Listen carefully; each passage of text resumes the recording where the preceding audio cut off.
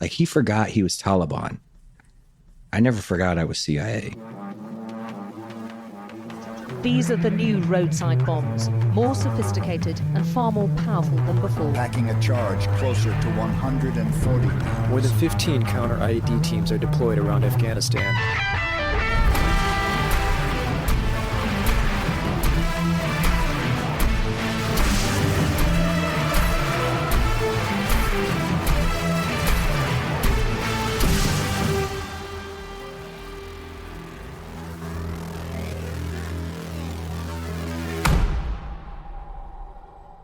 Welcome to Heroes Behind Headlines. Today's guest is my good friend and co-author and former CIA officer Doug Laux. He and I wrote a book together about his experience in Afghanistan in 2016 called Left a Boom, which became a New York Times bestseller. Today, Doug is going to talk about his mission in Afghanistan, which was to take down the IED network that killed and maimed hundreds and thousands of U.S. troops, and the man who led that network, who was codenamed Wolverine. Doug is today's hero behind the headlines. Doug, can you tell us a little bit about your background? Sure. From the Midwest, pretty basic childhood. My dad was a steel worker, worked there 43 years straight. Wow. Right. For the same company? For the same company, and had every job in the entire factory. And my mom, she worked as a waitress and hostess at a nearby, you could call it a country resort, but please don't believe that it's like Malibu. Right. It's nothing like that. It's the exact opposite. So, I went to the only high school in the entire county, so it was big. And the county that I went to high school in and that we lived in, I think, is the second poorest in the entire state of Indiana. Wow. And it's huge. So, most of my friends lived in the trailer parks, so that's where I cut my teeth, Then from there, graduated high school.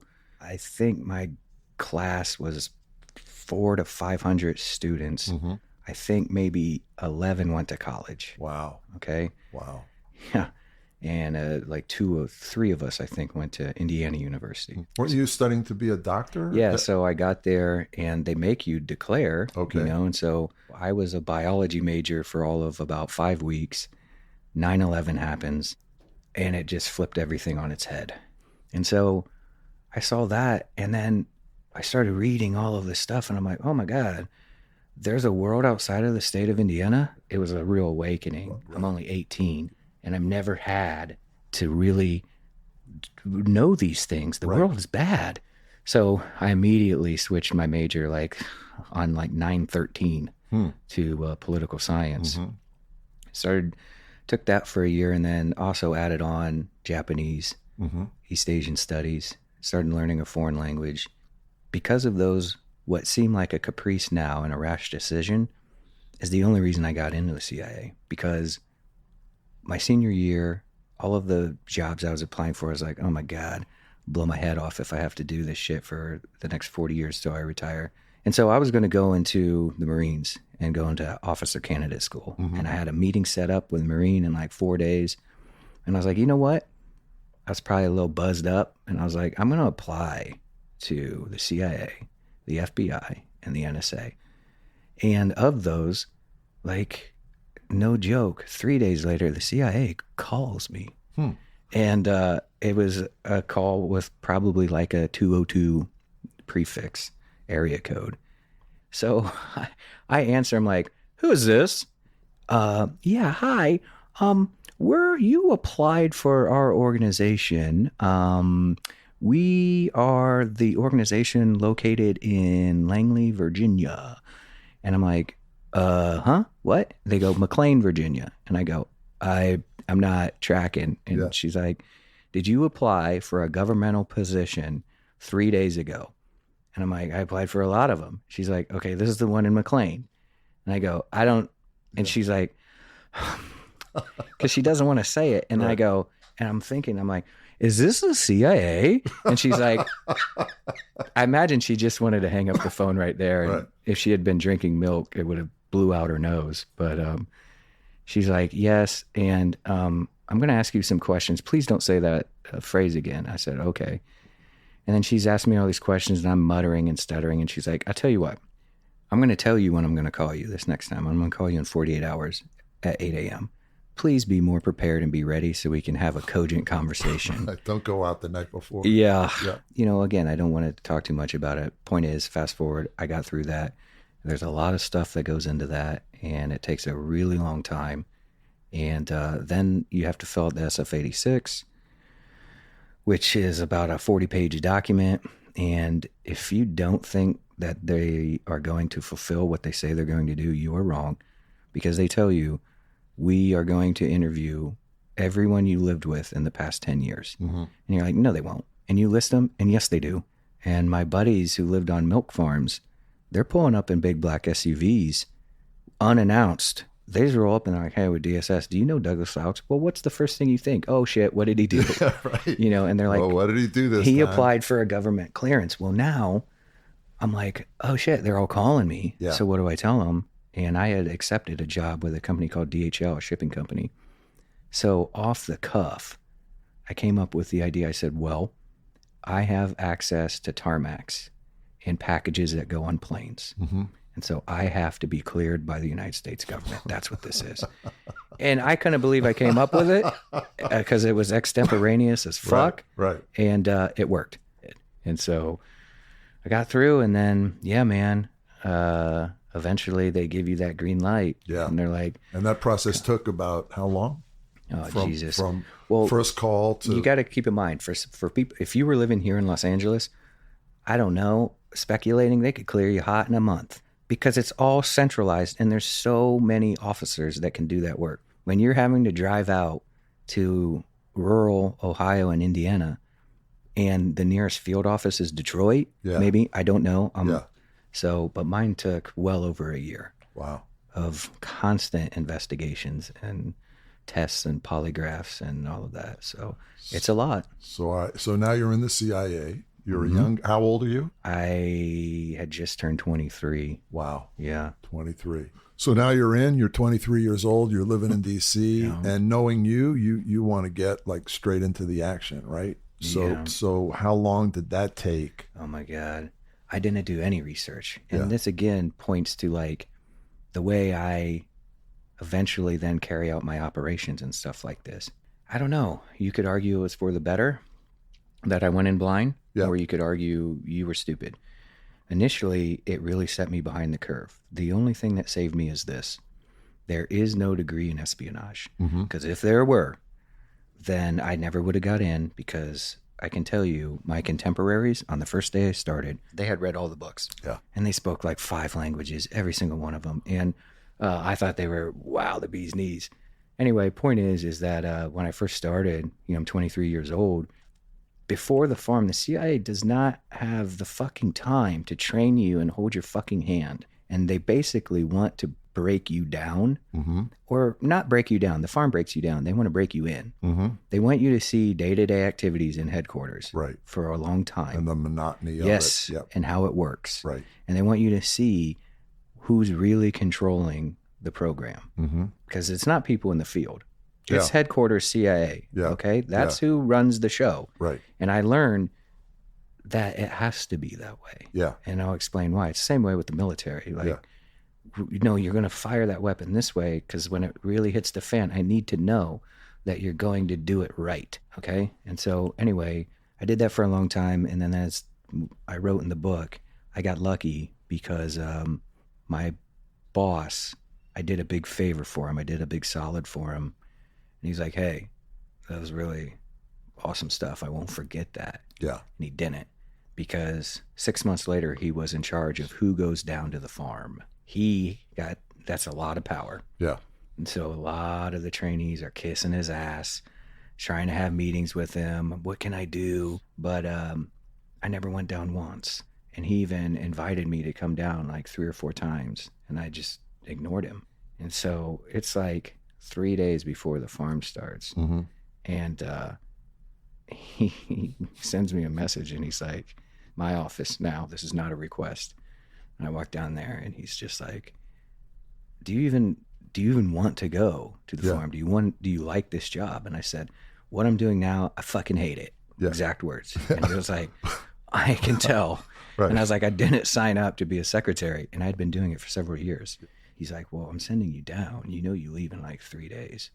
And I was like, no shit. Yeah. Thank you. And he was like, you're being accelerated. Do you understand that I could hold you back for like several more years? And I was like, that's awesome. Thank you. And he's just like, he's like, on that list, like it's you and one other person that's getting accelerated. Do you understand that? I'm like, cool. You know, like, it's like he's expecting a box of chocolates. You wanted to jump up and down. And I was like, good. That's good. Yeah. Because I still didn't know what to expect there. So you go to the farm. Yeah. So and how long? That's 6 months? Or? I can't say how long. It's a really long time. Yeah. Because I can't say it. If you're listening to this and you're at your computer, Google it and it will tell you. I just cannot say it. Okay. And I can't confirm if you Googled it, if it's correct. Just look it up. It's probably pretty right. Okay. I'll say that. So you learn. It's long. You learn the craft of tradecraft. The tradecraft. Not witchcraft. Tradecraft. Tradecraft. So they teach you espionage. Yeah. And that's where I got to excel and shine. Right. Because we are all starting at zero. When I was in the office, there are people, I swear to God, numerous colleagues that I was going through the program with had got 1600s on the SAT. Seriously. Right. But tradecraft is tradecraft. That's doing things. And dealing with people. And I'm good at that. Yeah. So I was like, oh yeah, baby. In CIA training, you're learning all these different techniques. They want to make sure that when they deploy you, you're going to know what to do when it goes sideways. So anyway.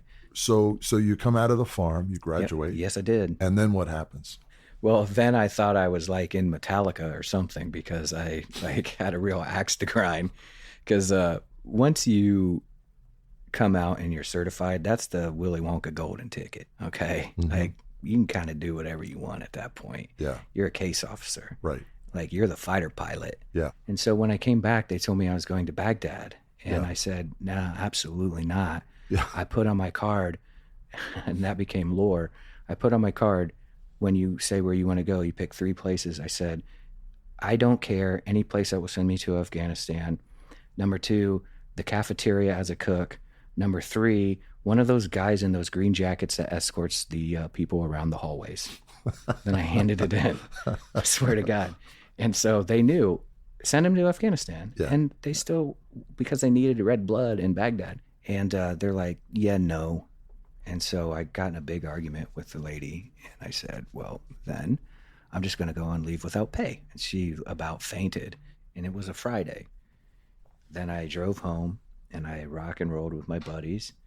And I came back on Monday. And that person's boss called me into their office. And they said, where are you trying to go in Afghanistan? And I said, to a forward operating base, a FOB. And I want to go to one of the far off ones, nothing close to Kabul. Mm-hmm.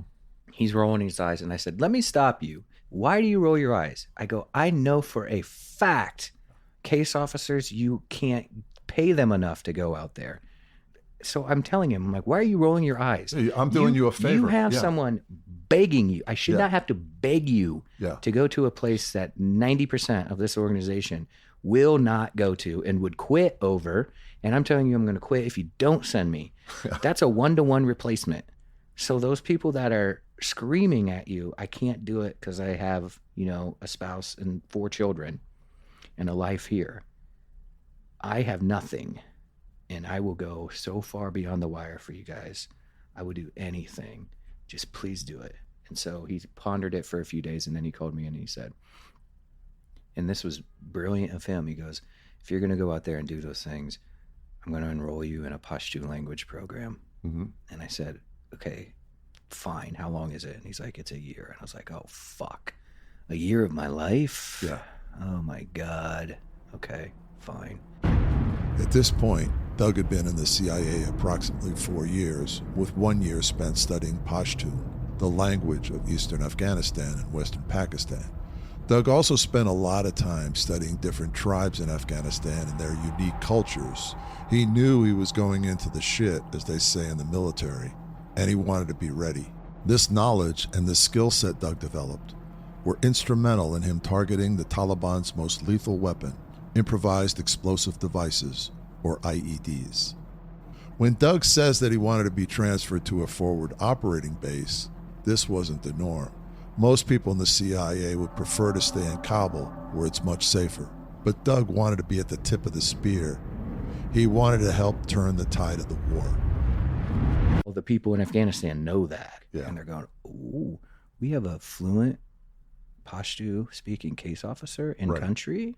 And then they would call the other chief of base, and go, could you send him up here, please? Because we have this very specific thing we want to do with him. And then if my personal chief approved of it, he'd go, okay, I'll put him on loan to you for a week.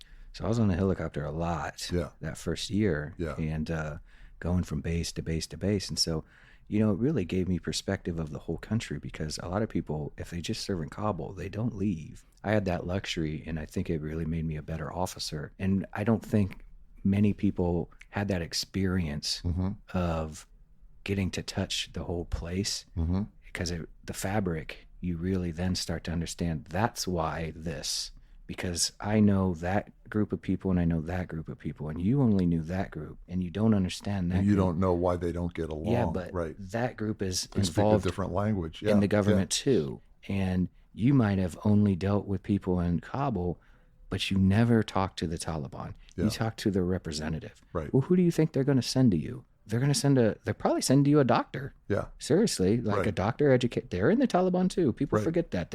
People think they all just live in caves and they're monsters.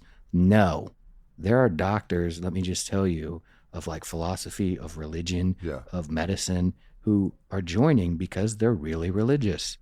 That's what it is. That's right. I mean, Al-Qaeda, the guy who blew himself up at Coast, Humam al-Bulawi, he was a doctor, so like he was down for the cause. Right. So, I'm really thankful, honestly, that the guy who I kind of hated put me in that Pashto program, because it opened so many doors for me to do so many unique things that nobody else got to do. And it was because I spoke that language. Yeah. So tell us a little bit about your arrival in Afghanistan, and then which base you were sent to, and what was your mission? What were you? Yeah.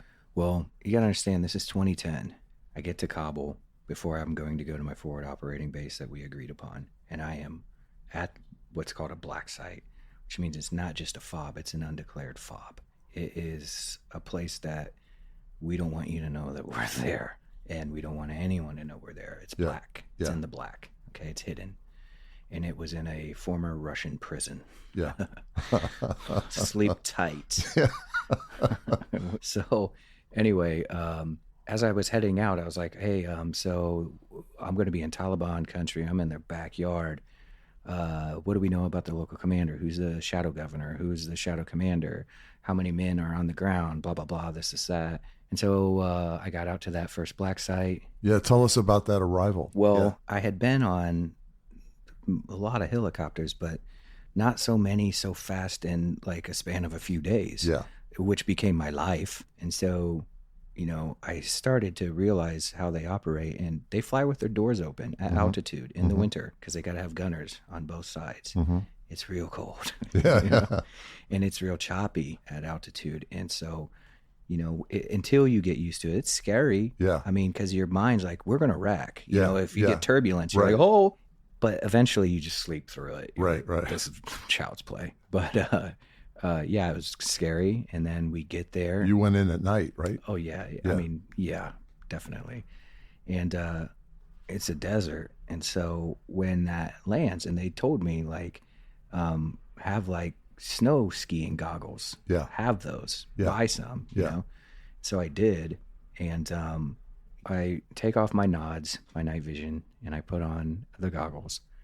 So you can't see, and Yeah. people, you don't understand what pure black. Go lock yourself in your closet. That's what it looks like. There are no buildings. No There are lights. no street lights. Yeah. And there aren't lights in the distant either. Yeah. You know, like, oh, the city's 3 miles away. It kind of still gives us Yeah, a glow. a Yeah. glow. Yeah. No, and there's no stars out, and Yeah. it's sand blocking out everything. You Yeah. cannot see your hand if it's in front of your face. You're in a Wow. closet. Wow. But you can smell all of the sand, and it's burning your throat. And then they have like a flight line, you know, and they're guiding you. And so you can, I take that back. It's not in front of you, but because I can see this person's back marginally. So Right. I know, follow him. And as I'm following him, a guy comes up to me and he grabs me and he's like, "Are you Steve?" I'm like, "Yeah." And he's like, "All right, I'm Chief whatever." I can't remember what, because I had to give him a fake name. I'm Yeah. Chief Joe. I'll be back in 3 weeks. All right. Knock 'em dead. And then slaps me. And then I keep following like this other guy. And then like ground branch dudes roll up and they're like, "Get in." And, you know, and then we tear off and I'm like, what have I gotten myself into, dude? Like, Yeah. this is scary. And again, you're not even, I look back at it now, it's surreal. Yeah. It's almost like a dream. Then, because it's really happening to you, it's real, and Yeah. you don't see it as surreal, you see it as scary. Right. Big difference. Yeah. By the 50th time I'd done that, I'm like, God damn it, where the fuck is ground branch? You know what I mean? But the first 2 or 3 times, You're like, your sphincter this is is like real. in Yeah. your throat. Yeah. Yeah. And so then we got to the base and they're like, "Yeah, you live in this Russian prison." I'm like, "Oh my fucking God. What? I am terrified. Yeah. You know, what must have happened at this place?" And But- your mission at this point is, Wide open. okay, wide open. Like, just go to the base and gather Yeah, intelligence. it's like, figure out what's going on down there. And so I started meeting with the local military and their J2, which is their intelligence, Yeah. J2S2. And they're like, "Yo, we can't really leave the base because there's so many IEDs. Yeah. And every time we go out, we get hit. Yeah. And it's just not worth the risk. Yeah. The reward isn't, you know, we'll try to do signal intercepts and Yeah. pick their cell phones or put up a drone or whatever. Like, Right. it's too dangerous to roll out, Wow. you know? Wow. And so if they rolled out, they'd plan that mission deep. Yeah. Like, that'd be like a 2-week planning operation to go to Wow. Ashura. And so I'd always ask them, "You make sure that I'm part of that. Yeah. Okay. Because I want to meet these people." And so, So Ashura is like a local, Yeah. like council meeting type sometimes they call it a jirga. Sometimes Yeah. they call it a shura. A loya jirga, you definitely want to be a part of. That means the big meeting. Right. Okay. That's when the elders are going to make sure they're there. A shura, you know, or just a jirga, most of them will be the tribal leader that's like 40 or 50, Mm-hmm. which is old, by the way, in Afghanistan. Yeah. You've lived a long life. But if they get the guy who's 70 there, Yeah. that's like Methuselah. You Right. know, that dude's 200 in Right. U.S. years. Do you remember when the Soviets were here? Oh, Right. please, he's Father Time. Right. But so yeah, I go to all these meetings, and I started to basically make known who I was. And the difficult thing is that I wanted to dress like them during those meetings, but because I was rolling with the military, I had to dress like the military. But I still stood out to them Yeah. because I carried a different weapon and I wore different body armor, and they could tell I wasn't wearing boots. I had on like shoes, like Yeah. Solomon shoes, you know, and but otherwise BDUs. And but I wore like tiger stripes. I didn't wear digital camo, so they're Yeah. like, Who's he? why is he different? And it came to me in my mind, for better or worse, you know, fuck this. This is a war zone. I'm going to fucking tell them straight up to their face, I'm CIA. You want money? And I just busted the nut, like right there. Like Right. they'd come up and they didn't think I spoke Pashto. And then they'd be like, "Where's the interpreter? I want to talk to this guy," or something like this.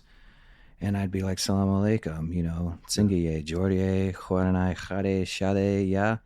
Like, "How are you? How's your family?" That's the, "Hey, what's up? How are you? How's your family? How's your life? Are you healthy?" Mm-hmm. And they're like, "Brrrt." And then they're like, the whole, you know, then everybody's looking at you like you're Bigfoot. Good. That's what I wanted. Right. And then that's when I'd make my sales pitch. And I'd say, "Hey, everybody, I'm not with the military. I work for the government. I'm not with USAID." Okay. And they're like, "CIA." They know what it means. Yeah. please don't think they don't know what the CIA is. Right. We've been the Soviets, they know who we are. And they're like, so the CIA asked, are you CIA? Albata. Absolutely. And then they're like, whoa, what? Yeah. Because they expect me to go, well, let's dance. Yeah. And that's what I was kind of instructed to do. Right. No. So I say Albata. Yeah. And then I would tell them in Pashto, gentlemen, it's like this. If you want money and you know important things, and I know because I'm in the open here, and nobody's going to tell me because they don't want to be a rat. If you know something, come and talk to me. I want to get rid of these bad people. If you hate me right now, you don't have to come talk to me. Right. If you do, this is my number. Call me, and we'll set up a meeting, and we'll hash this shit out. Yeah. And I've got money. And I have endless amounts of money. Yeah. I made that clear. And so, and again, you hear that and you go, that's really rude. Not in Afghanistan, because when you're a fifth world country and you're hungry all day, every day, and you just want to feed your family and stop your babies from crying, they appreciate the fact that you go, I will pay you to tell me information. And it's not seen as like rude or gauche like it would be here, like to come right out. We work in a conversation, you have some drinks, and then you go, hey, let's talk business over dessert. No, because they'll come right out to you and be like, this body armor, can I buy it off of you? And that's their opener. That's their cold open. right? So anyway, one of the people, a lot of people called me. One of the guys who called me is this guy named Abdul. And he called me, and I don't do business over the phone. That's bad juju in any country. Even Afghanistan, people can track your phone pretty easily. Sure. Even independent people, if they know what they're doing. Sure. And it's not that expensive. Yeah. So he's like, hey, do you understand me? And I, like, Pohege, do you understand me, what I'm saying? Can you understand Pashto? Yes, go. And so then he's like, wow, okay. I have a Stinger missile. And for the listeners, a Stinger missile is what we gave the Afghans to shoot down Soviet aircraft. Yeah. They go for about $250,000 a pool. Okay, they're highly effective. They're heat-seeking. Charlie Wilson's War, if you guys have seen that, that's what they were giving them. Okay, they're really effective, very expensive, and we gave out a ton of them. Some would say it helped to turn the tide of the Soviet War. Okay, very awesome weapon. Well, a lot of them got left behind. And the DOD has like a recovery program because we want them back, because we didn't want the Taliban getting them, firing them at us. Because if you fired it at a U.S. aircraft, it's going to knock it down. They're that effective. So, and we trained them how to use them, so they know how to use them properly. Right. They're not just firing it backwards. Right. So he said he had a Stinger, and I'm like, you don't have a Stinger. And I said, okay, here's what I want you to do. Do you have a camera on your phone? Yes. Okay. I want you to take a picture of the Stinger. And I want you to come in, and I want you to show it to me. And if you really have it, and then you can bring it to me, I will pay you lots of money. And then we're in the meeting, and he's bullshitting around with me. And I'm like, bro, did you take a picture or not? Because if you didn't, you've just wasted my time. And he's like, yeah. And he shows it to me, and it's an SA-7 Chinese rocket, which is like an RPG, which I wouldn't have given him $10 for. So we go round and round, and I'm thinking, well, I got him here.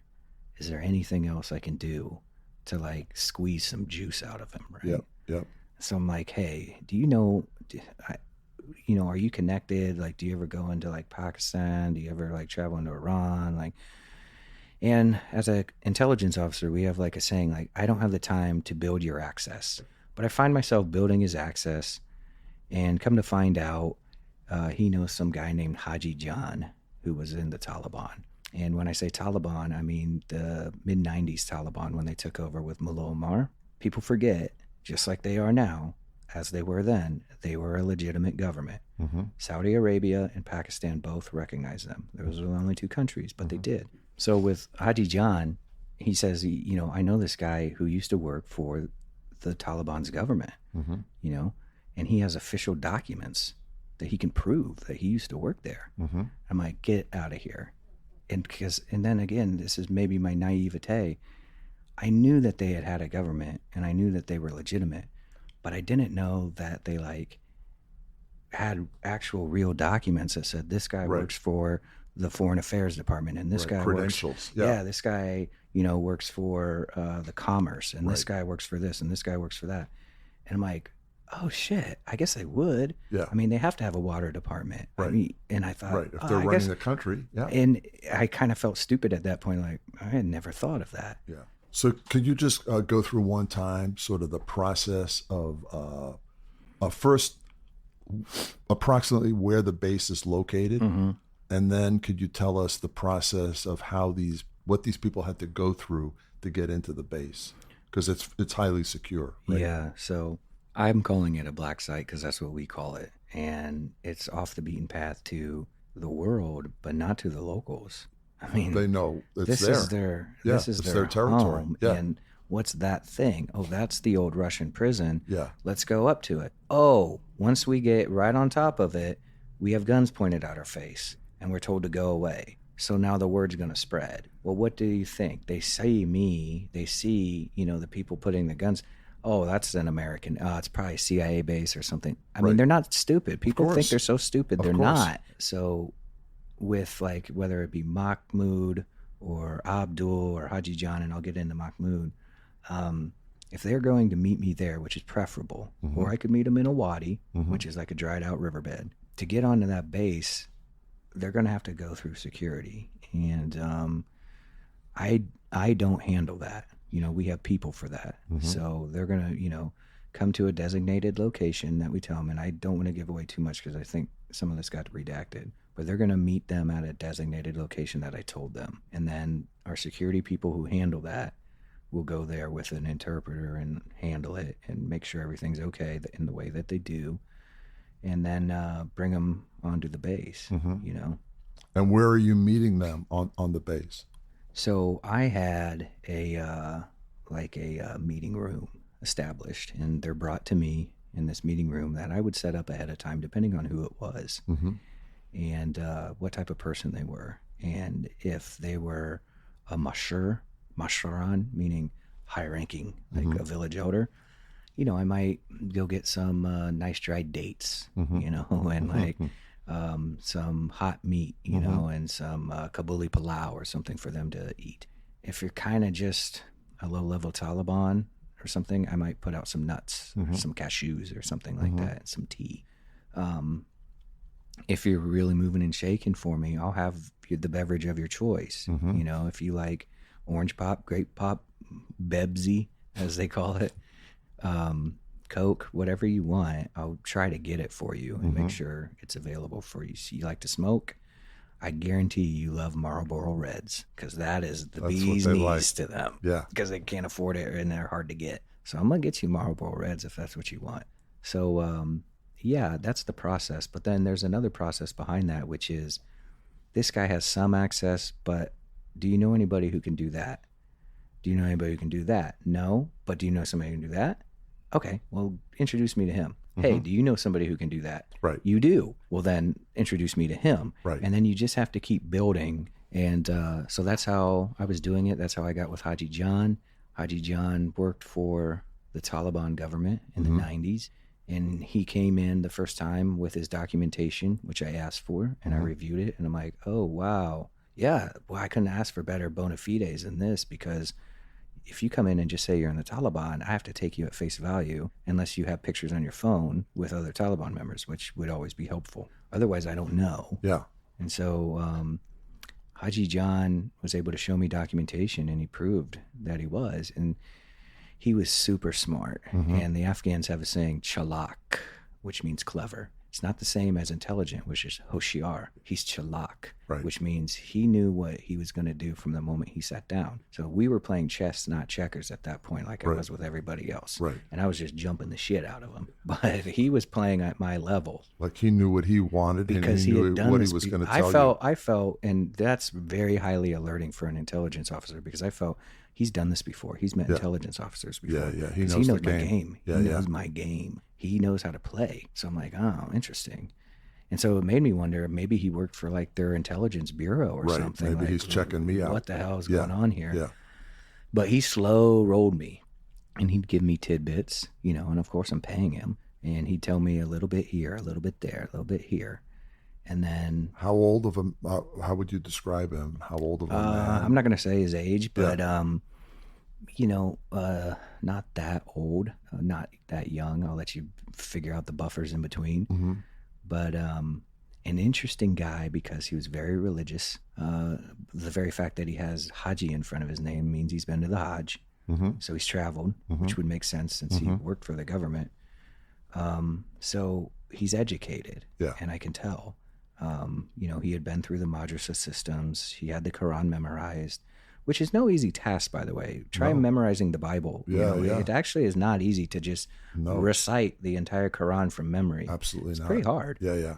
And eventually I told him, you know, this nickel and dime shit, it's not working for me anymore. Yeah. And if you So what's he giving you? Like names of people? Yeah, names or like phone numbers. And that's all good at first. But then eventually he runs out, you know, because you only have so many. And I'm like, I know you fucking have 400 in your phone. So like, let's stop being Mickey Mouse and like, just give me a payload. Right. But he knew, well, then I'm going to cut sling and just go, you're done. And so he decides like, well, what if I could introduce you to a Taliban commander? And I was actually kind of mad because I was like, oh, what the fuck, man? You've known a Taliban commander this entire time? I'm talking to these little peon fighters, you know, telling me about some IED they planted, which, hey, that is important because we were able to take those off the battlefield. That is important. But I'm trying to get to who's making these motherfuckers. Mm-hmm. So I say, you got to introduce me to this guy. And so then he does. And this guy's very chalak as well. And he's a Taliban commander, and he too can show me photos of all of his soldiers. And I'm like, okay, he's legit. And I can tell by the way he talks to me that he's legit. And then, you know, he taught me so much that this will sound really bizarre to your listeners. I almost felt like in a different world we could have been friends. Meaning like if it were just me and him in Georgetown and he wasn't super religious Taliban, you know, he and I would probably bro out. And again, you're hearing this going, what the fuck did he just say? Yeah. No, but like he really wanted me to understand his culture. Like he forgot he was Taliban. I never forgot I was CIA, but he would forget sometimes and he'd be like, no. My name was Zmarai in Pashto. It means lion. And he would go, Zmarai, like, listen to me. You got to understand this. This is how Afghans think. This is how we really think. You think we think this. We don't think that shit at all. And so he's really educating me and teaching me, like, no. Throw that out the window. Yeah. This is what the Taliban wants. No. I know what they tell you. And so he's telling me all this. And then I said to him, well, look, Mahmoud, you know, we've been doing the dance for about a few months at that point. I'm like, these IEDs that some of your like guys are planning, I want to know, are you giving them to them or like, how's this all working? And he's like, no, I mean, they can do whatever they want. I'm like, well, but wait, you're their commander.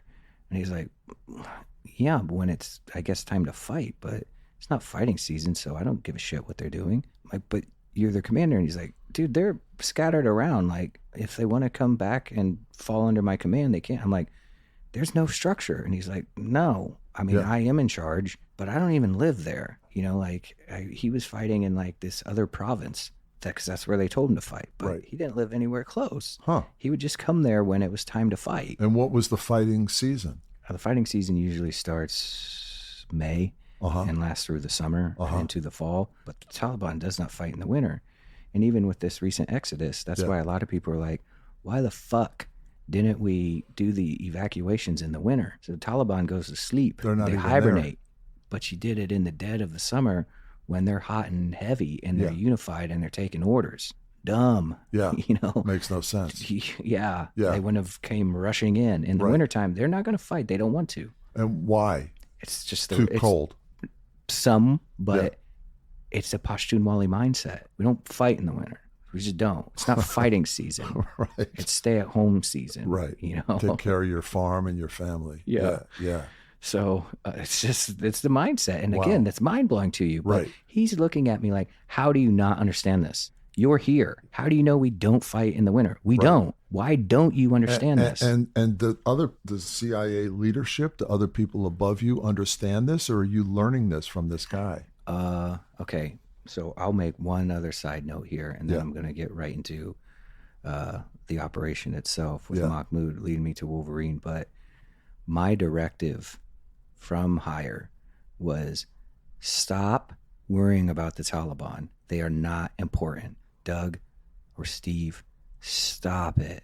Stop focusing so much time on these little Taliban fighters. And I'm going, but they're uncovering IEDs. The military does that, okay? Yeah. We need you focused on Al-Qaeda. We need to find bin Laden. And I said, I can assure you, I will bet my entire career and my life savings, he is not in Afghanistan. Because I know so many Taliban guys that are connected. They would have known and they would have told me. We would know because somebody would have had to protect him, or somebody would have had to given him clearance. Like a shadow governor would have had to say, yes, he can pass through my town. But a shadow governor, they're going to be pretty greedy. They're going to go, actually, I'm going to kidnap him and I'm going to sell him to the Americans because I'm going to get $100 million. Like, then I'm going to move to Dubai. Right. Seriously. Yeah. So people conflate that and think that the Taliban and Al-Qaeda are best friends. No. Yeah. Or like even this ISIS-K stuff. No. It's just they're like, all right, you do you, but if you get in our way, we're gonna wipe you clean. This is our country. Watch your step. Right. Tread lightly. So I learned all of that from, Mahmoud. But again, the directive was stop it. This is not worth your time. Mm-hmm. You need to be going after bigger targets. Mm-hmm. Okay, so on. So I had to kind of do this as a side project. So with Mahmoud, I say, look, I want to know how these guys are getting these IEDs, like who's distributing them. As I understand it, they're manufactured in madrasas. And he says, yeah. And I said, okay, so like who's the big Taliban guy in charge of that? And he said, well, it's not a Taliban guy. It's I'll use the code name. He told me his real name, of course. He's like, it's Wolverine. And I'm like, who's that? And he's like, you don't know who that is? I said, no. And he's like, I can't say the town. So, so he's like, it's Wolverine, and he's not in the Taliban. He's a businessman. Mm-hmm. I'm like, what do you mean? And it was so hard to wrap my head around this because it's so foreign to what my mind's eye was telling me and what we had all thought. And so he tells me, he's like, dude, everybody knows who he is. He's the richest guy in this town. He buys and sells components for IEDs. And he supplies these different madrasas with the components that they order, as though he's like rockauto.com or something, right? Right. And he's getting them from foreign countries, and then he's acquiring these items and he's doling them out. What do you need? Do you need blasting caps? Yeah. Do you need det cord? Do you need fertilizer? Right. Like, what do you need? Do you need a garage door openers? Those are big. Yeah. Right? Because they're the detonators. Yeah, exactly. So how do you want to do it? Yeah. Do you want to pressure plate this? What are you trying to attack? Oh, a convoy. I recommend pressure plates. That way, in case your trigger system fails, because you're using a garage door opener and then, the signal's not working, you missed your opportunity. Mm-hmm. Use a pressure plate ID. It's weight. Yeah. And they run over it, boom. Doug arrived in Afghanistan in January 2010 at the height of the U.S. military surge, which brought the number of U.S. troops to 98,000.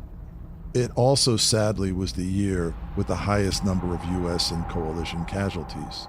Of 711 reported deaths, 368 were the result of Taliban IED attacks.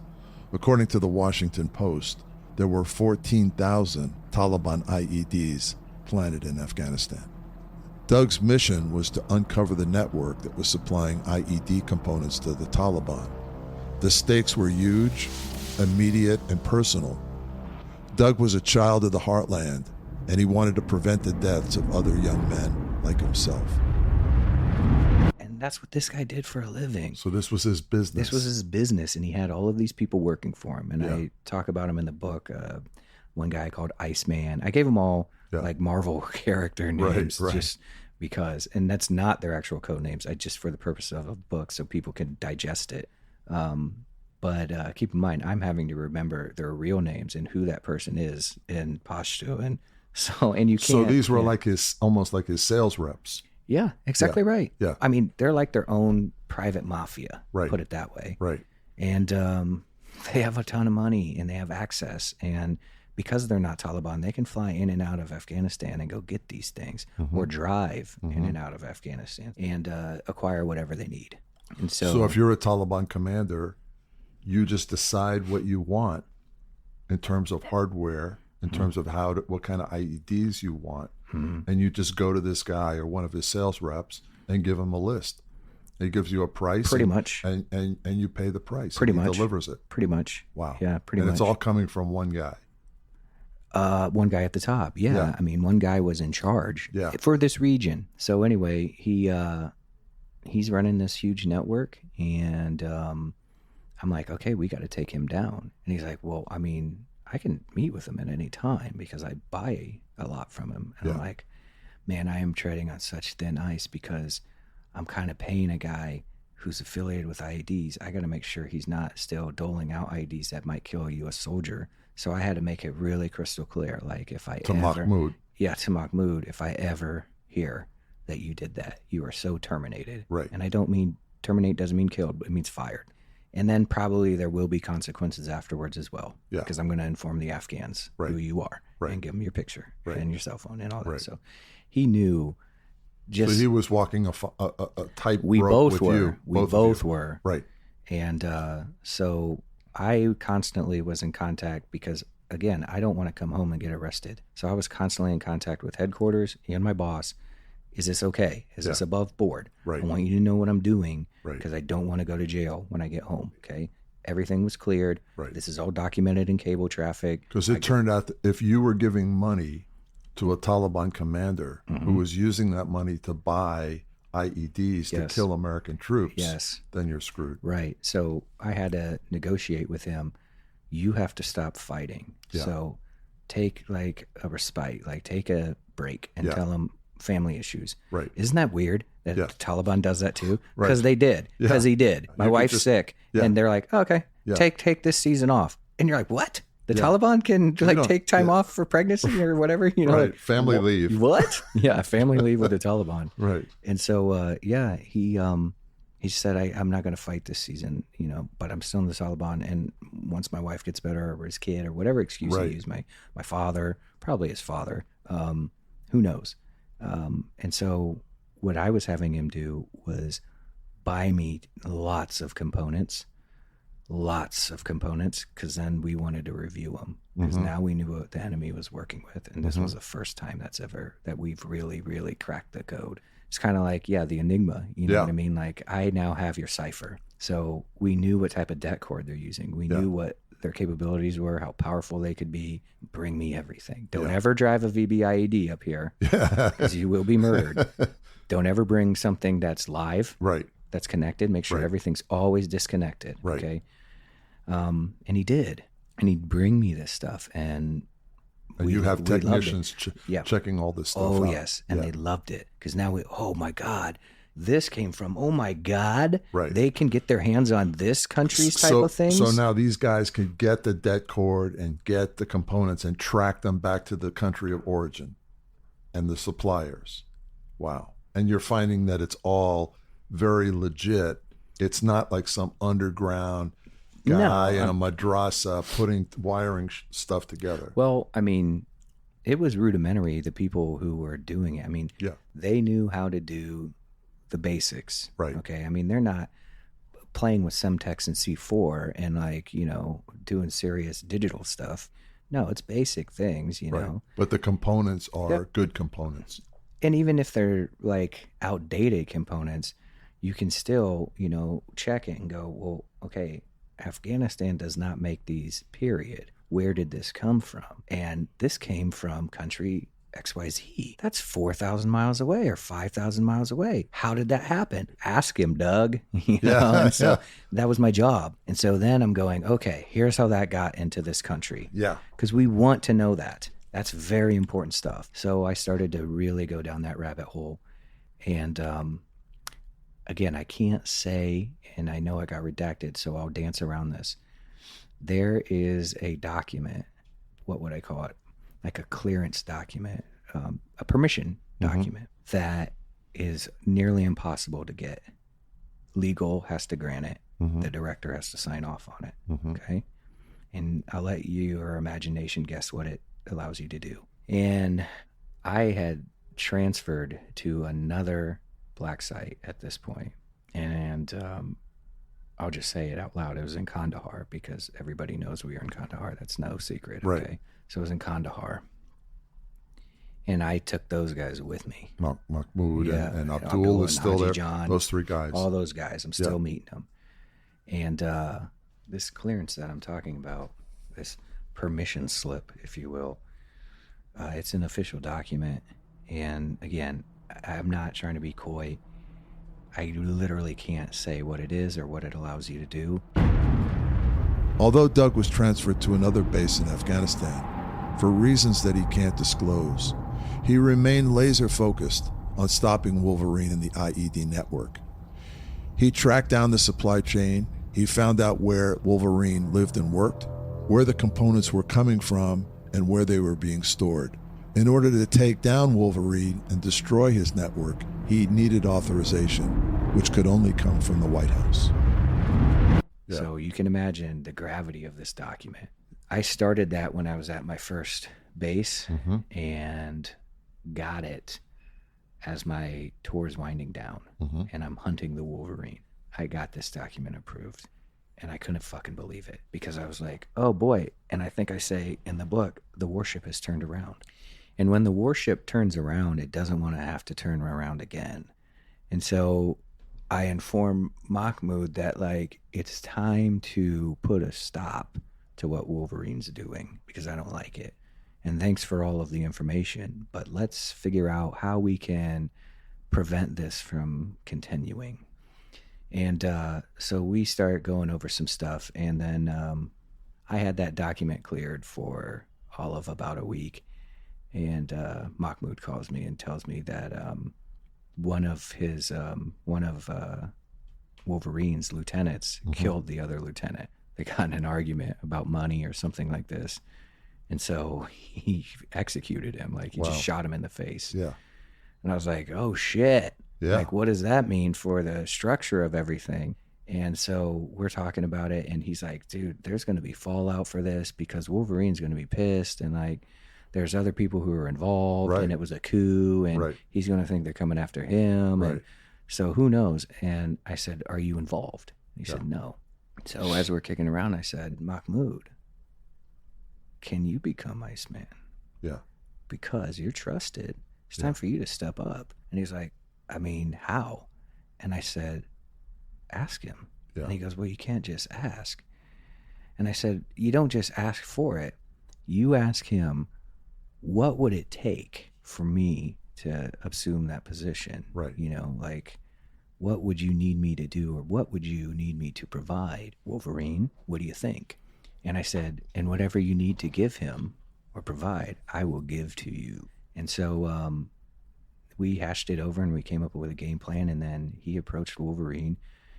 And Wolverine didn't really want anything. He's like, oh, yeah, okay, yeah. I need somebody to fill the job. Yeah. And then, of course, I will touch this and I won't say anything. It was completely redacted. This is the biggest redacted part of the book, like 6 pages worth. Wolverine says, all I need you to do is this. And basically, it was a vetting process. I can't talk about it, but he had to vet him. You had to travel somewhere and be vetted. You had to do some stuff. Yeah. Okay? Yeah. Okay. So he gets cleared, and he's like, I'm in. And then he's in. He's doing Iceman's job. Like, he's him now. So he's meeting now with Wolverine every day. Every day, sitting next to him. Wow. And he's taking pictures of him, like surreptitious little pictures. And so now we know what Wolverine looks like. Never before seen. Whoa. Okay. And so we're like, oh my God, we got his pictures. And then we got his cell phone numbers. Whoa. And now we're kind of able through both. So you always want to be able to corroborate information. So we're able to see it like on a map, as well as what Mahmoud is telling me. And they say the same thing. That's veracity. Ooh, baby. Now I have a source I know I can trust. All right. That means right in the inside. When I give him orders, because this is verifying everything he's saying, I know he's a truthful guy. So I can give him orders, and then I can see if he actually did it. So we love it, and we're getting all of this great information, and it's really shedding light on things we totally didn't know about before. Right. Or if we did or we suspected, it's confirming things. I should say that because I don't want to sound like the Messiah. Doug, just for a minute, Mahmoud's motivation is just money, or is there more to it than that? Yeah, and look, again, I know people in the intelligence community, if they listen to this, they're like, this fucking guy doesn't know the first thing about intelligence. And what I would say to you is the way you do it. I took the trailer park into this. Yeah. And you, if you're thinking that, you did not live the life that I lived. I know when you're poor as fuck and you're hungry and you don't have electricity, money is the most important thing. I don't care. It's not religion. Right. It is not. Right. Okay. And it's not because he loves democracy and he wants to come to America and all the things we've been fed. It is goddamn cold, hard cash. So like for him, it's like, hey, for $500, will you give me that guy's number? Oh man, I don't think I can get it. I'll give you $1,000. And he's not trying to ratchet it up like a car dealer or something. He's just like, I might get killed. I'll give you $5,000. I will have it tomorrow. Now he's willing to risk his life because you gave him a valuable offer. He's doing it for money. Yeah. And so, he kept doing it for money, and we got all of this phenomenal information. It was the best. And unfortunately, or perhaps fortunately, because I was getting pretty burnt out after back-to-back tours, my time is almost up, and we haven't utilized that permission slip. And so I come up with a game plan, and I have a colleague who I trust on my base that I really liked, Jimmy, okay?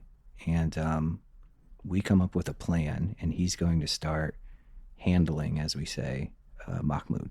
And he's going to pick up where I left off. So I introduce them and say, he's my brother, this is my brother. Like, I think he really thought we were blood brothers. I'm like, this is my brother. It's because that builds a trust. He's my brother, so you have to trust him too.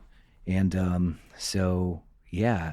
had to leave the country. Yeah. Why would I extend? Yeah, I was extremely passionate about it. Right. And you've got a girlfriend back in Washington. Oh, yeah. You got a family. Yeah, none of them knew what I did, but I did. And you've been lying to them the whole time. Yeah. Right. Yep. No one knew what I did, but I mean, look, I'm still human, and people forget this about the CIA. It is still a job.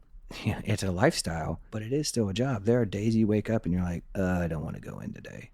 I'd rather just lie in my bed and watch Netflix. Right. But you can't, but you do have those feelings. And you know what?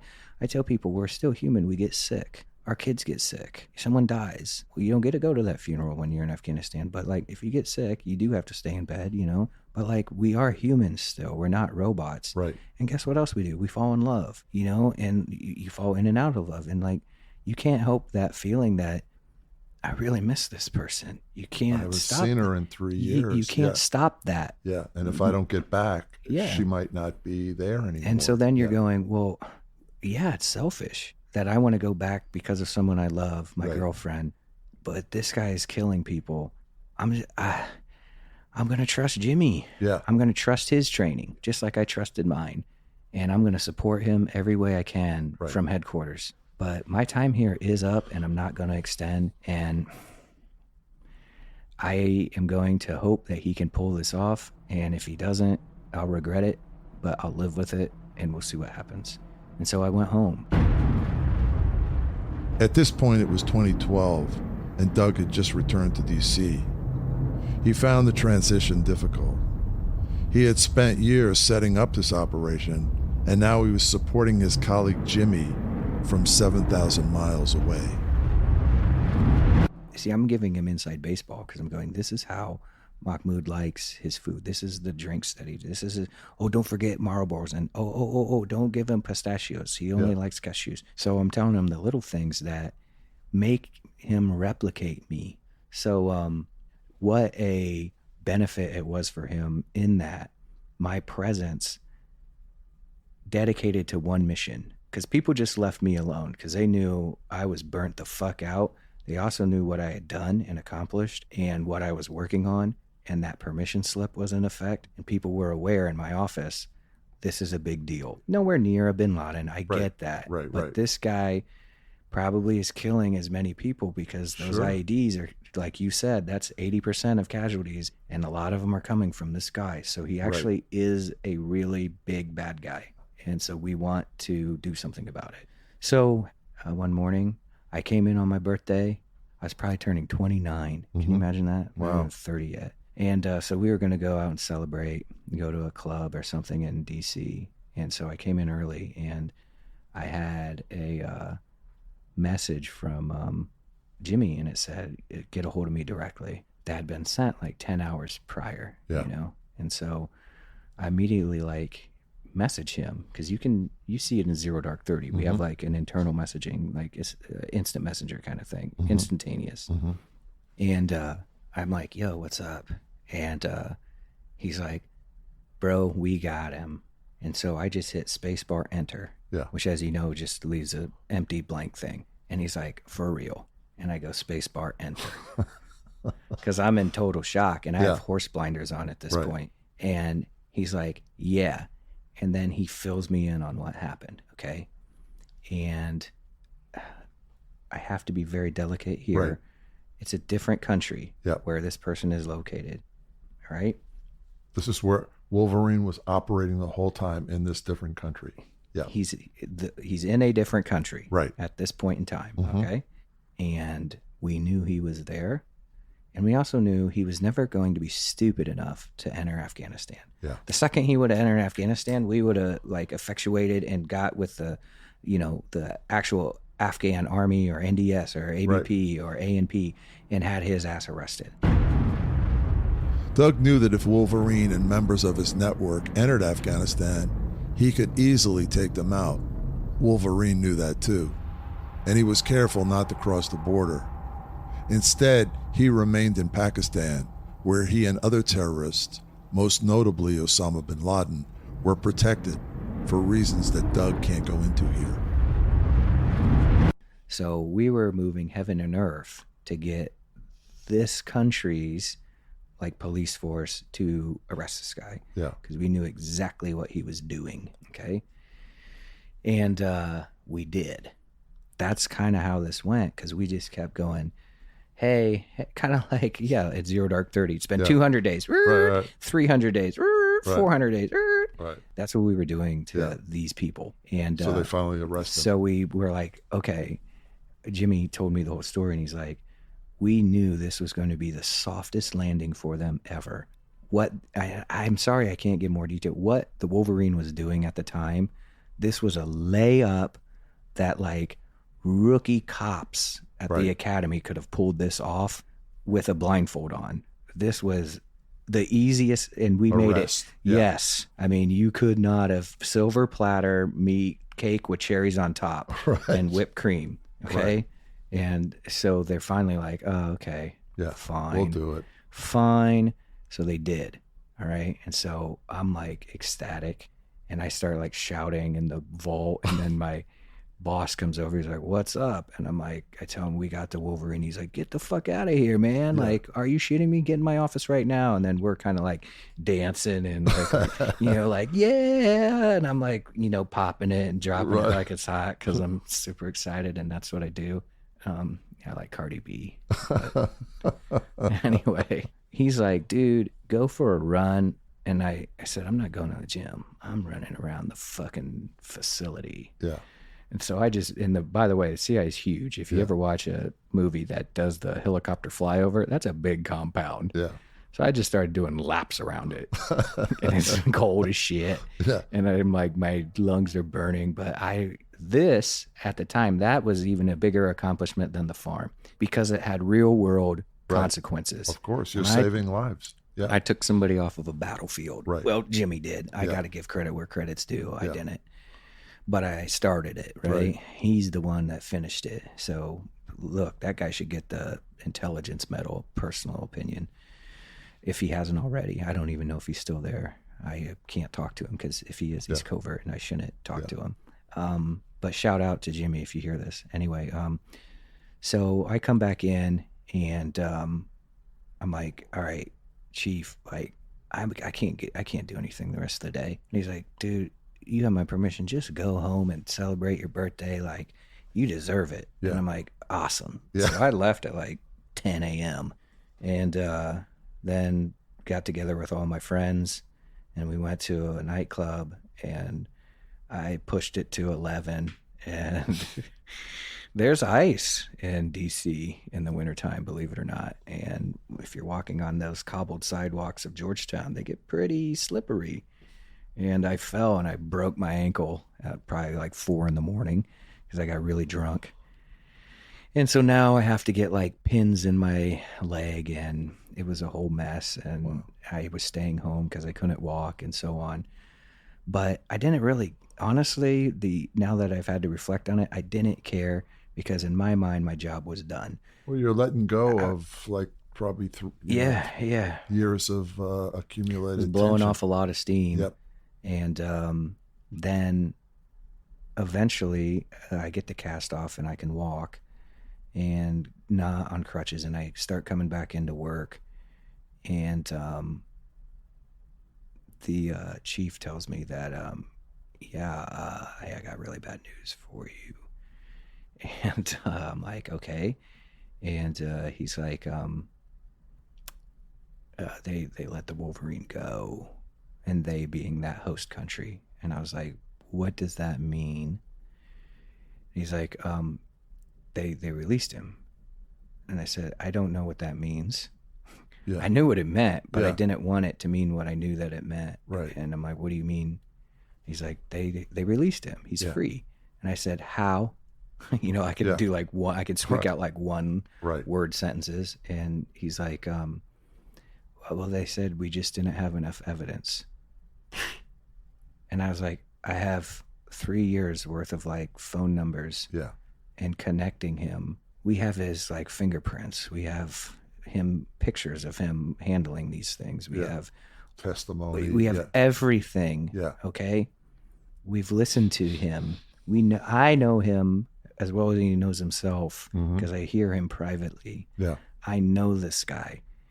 What are you talking about? They let him go. And he's like, you know who these people are? And he's like, look, I'm going to be completely honest with you. Knowing what this guy knows, maybe he actually wasn't released. Wink. And I'm like, oh, well, I can live with that.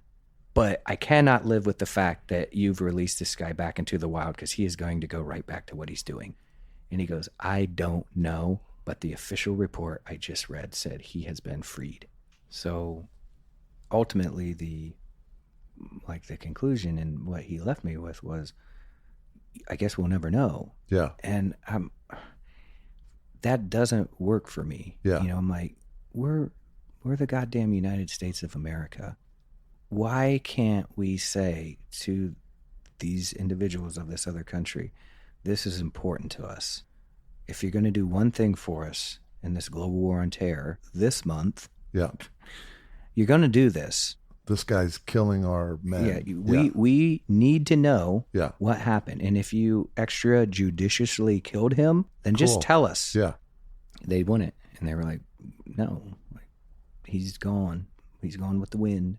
And so I took it hard again because I'm stupid, and then just stayed at home, and I took not medical leave, but like just vacation leave.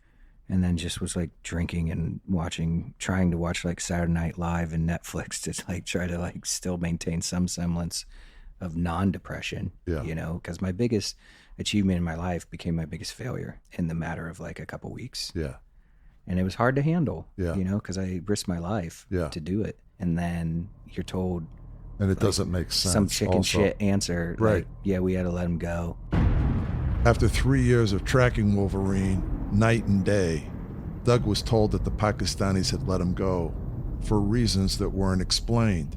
Doug speculated that he might have been killed by the Pakistanis, or he might have been let go and was rebuilding his network or living large in Dubai. He found it really hard to deal with because he'd put everything into finding Wolverine, and he was being told to just forget it and move on.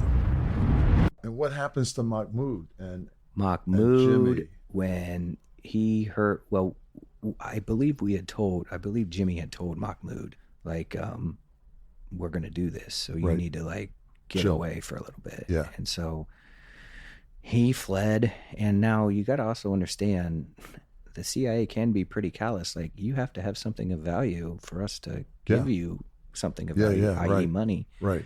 He's lost all access. Yeah. He's not of value to us anymore. Right. Sorry. If so that he's sounds just really, let go. Pretty much. Yeah. I don't know if Jimmy gave him a parting bonus for his awesome. Right. He probably did. Right. But you don't have any value to us anymore. And so we're not going to keep you on the rolls if you can't give us something that we want. Sorry. That's really cold, but that's espionage. And did Wolverine ever surface again? As far as you know? So after all of that, and I came out of my funk, I got assigned to the Syrian task force. I'm not even going to bother talking about most of that because it's so eggshells. But I did that for a year.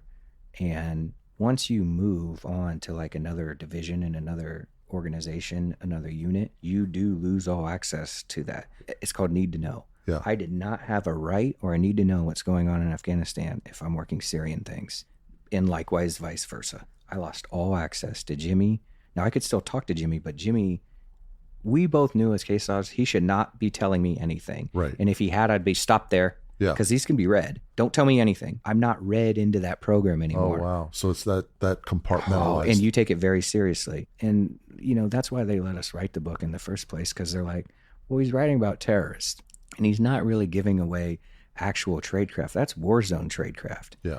And so for that, like, they were more lenient with us. Whereas I think if I had served in Russia, they would have said, you're not writing a word, you know? And so I think they probably, if I had to guess, saw what I was writing, and they probably thought a variety of things. One, you know, that's a hell of a story, and it's a good one for us. It shows that we can do our job, because they did.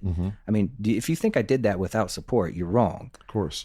All the technology I needed, all of the equipment I needed, all of the support. No, and you survived. They kept you alive. Yeah, they did. Right. Yeah, they did.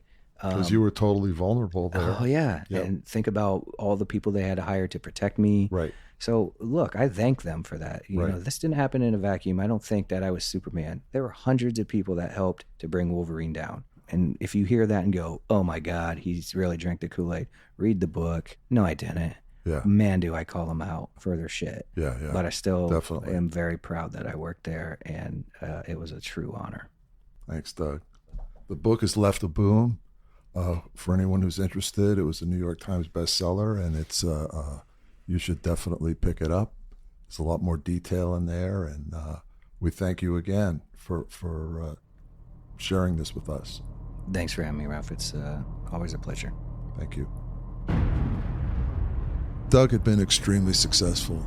He took down a piece of the Taliban's most lethal weapon, the IED network, and he had probably saved hundreds, if not thousands, of lives. After Afghanistan, Doug went to work on the front lines of Syria in an operation he is not allowed to talk about. The Wolverine mission continued to leave a bad taste in his mouth, and a year after Syria, Doug resigned from the CIA. The emotional toll had been severe. He had seen colleagues killed and friends blown up. Like many others like him, Doug had gone into Afghanistan a patriotic American, but left a lot more jaded and with serious emotional scars. As mentally and physically tough as some people may be, they're still human. As always, thanks for listening, and don't forget to subscribe. And tune in to the next episode of Heroes Behind Headlines.